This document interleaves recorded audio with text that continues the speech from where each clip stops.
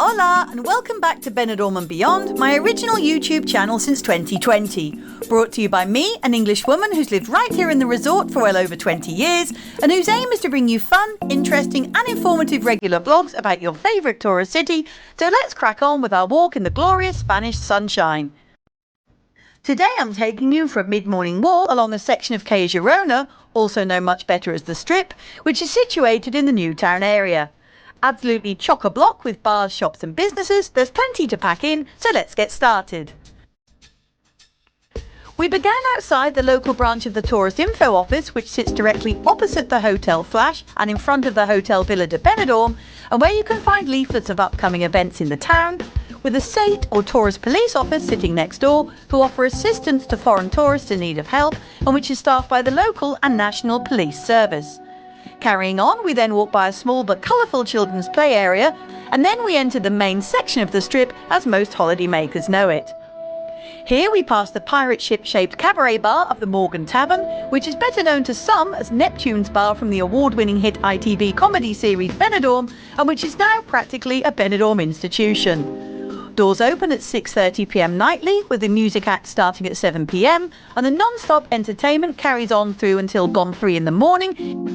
Next along, we pass the last stop sports bar, pub and restaurant, where you can enjoy a bite to eat or drink, with a full English breakfast starting from just €3.90, or maybe watch the sports or sing karaoke from 8:30 p.m. till late. Carrying on, we pass the attractive outdoor terrace of the Waikiki Sports Bar, complete with rattan-style chairs, and although it was quite late morning when I filmed, it does get very busy at times, and here you can order a delicious cocktail whilst listening to the background music, or of course enjoy a spot of people watching, as most of us like to do.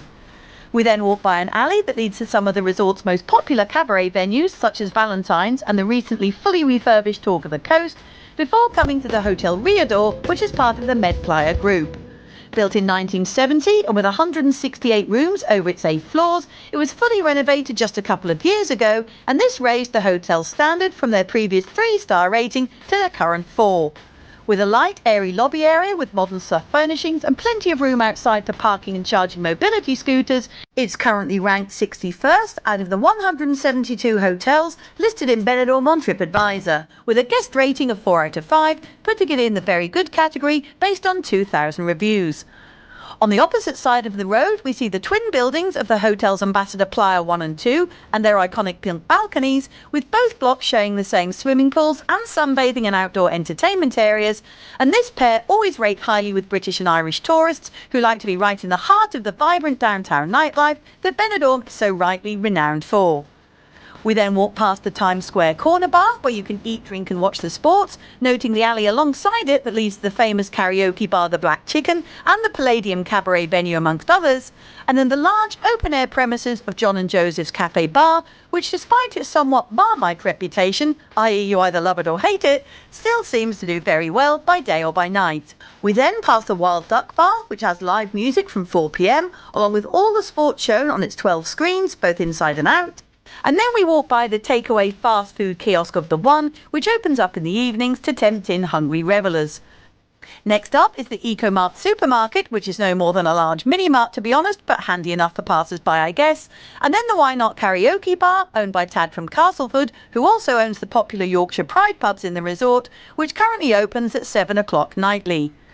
Carrying onwards, on our left we pass a couple of Chinese shops along with the Roundtown travel offices and the Cinnamon Lounge Indian restaurant, whilst across the street we see the ever-popular cabaret venues of the Western Saloon and the Hotel California, both of which are owned by the Hotelers Benidorm Group, who also have the Philippines 10, the Riviera Music Lounge, the Surprise Attack and the Explorers Club in their portfolio, which are all great places to enjoy a drink, as well as to watch some fantastic free live singers and guitarists. Moving on, we then walk by a further series of mini-marts and Chinese shops stuffed full of the usual cheap neon fashion wear, toys, souvenirs, gifts and foodstuffs. If you want to find out about some of Benidorm's most popular hotels, then why not check out my great series of vlogs giving you an unbiased look inside and out. Just search YouTube, Fly on the Wall, followed by the name of the hotel you're looking for, and all the info will be at your fingertips. It's that simple. Continuing on, we arrive at the premises of the Curry Kebabish Black Bull Bar that opens much later on in the day, Whilst opposite on the corner junction with Avenida de Almeria, we see the Crown pub with a nightclub of Insomnia just over the road, where you can see the staff preparing for the day and night ahead. Insomnia is totally unrecognisable at night time with its amazing light shows. Some of you may remember when back in the day it was very much an inside cabaret venue with no outside terrace at all. And then in more recent years it became a club with a large exterior space with a few music and specialist adult acts on nightly. Named after the smash hit track Insomnia by legendary English electronic trance band Faithless, which was released back in 1996 but is still considered a classic today, the new club boasts not only a new look but also a unique atmosphere, a breathtaking unseen light show and live DJ performances. We then jump across to the Red Line, which was still closed, and then opposite we see the recently opened London Tube themed Brit Station, which was doing really well, with a pint of Amstel on sale at just €2. We'll then go further along the road and firstly see the Queen's Arms, followed by the Broadway Music Club, at which point we then arrive at Avenida de Mallorca, better known as the infamous Square, and the Railway Bar on the corner. This brings us to the end of today's vlog, which I hope you've enjoyed with me. And if you did like what you saw and the style of this YouTube channel, then please join me again in the future, as well as checking out some of my hundreds of other videos full of news and updates, more detailed street and beachfront walks in all areas of the resort, as well as reviews and tours on lots of local hotels, cafes, bars and new businesses. Thanks so much for watching, and I'll see you out and about next time. Maybe videoing along some of Benidorm streets in the new town, who knows.